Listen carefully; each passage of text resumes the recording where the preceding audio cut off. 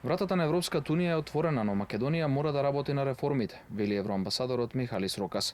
Во обраќањето во Законодавниот дом по презентацијата на анализите за јавно мислење кај македонските граѓани за евроинтеграциите, Рокас ги повика сите општествени чинители да се обединат и да бидат, како што кажа, прагматични на патот кон членство. Вратата на ЕУ е широко отворена.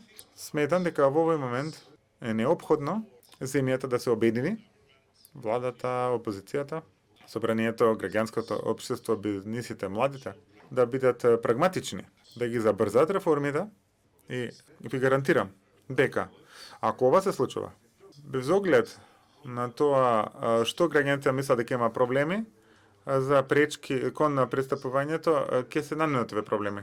Според истражувањето на Институтот за демократија Societas Civilis, по неколку години пат минатата 2025 забележано е зголемување на поддршката кај граѓаните за влез во Европската унија. 71% од нив сметат дека местото на Македонија е во унијата, а значително зголемување од 15% има кај етничките македонци. Сепак податоците покажуваат дека на том има отпор кон уставните измени, односно само 11% од етничките македонци сметаат дека треба да има промена на уставот, наспроти 57% од албанците. Најголемиот дел од испитаниците предпочитаат и повторно репреговарање на преговарачката рамка, нешто што првиот човек на институтот Марко Трошановски го оцени како нереално.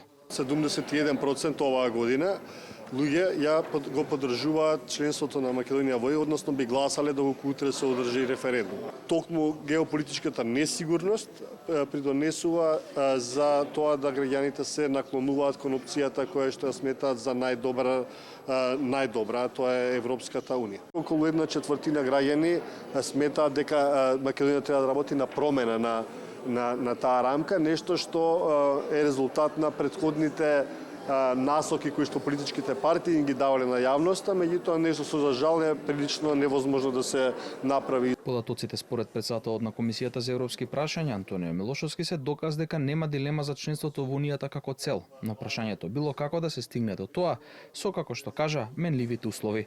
Лидерот на опозицијата Филип Чепак како загрижувачка ја оцени, како што кажа, антиевропската реторика на владата и лоцирањето на вина во Брисел, додека домашната работа не е завршена.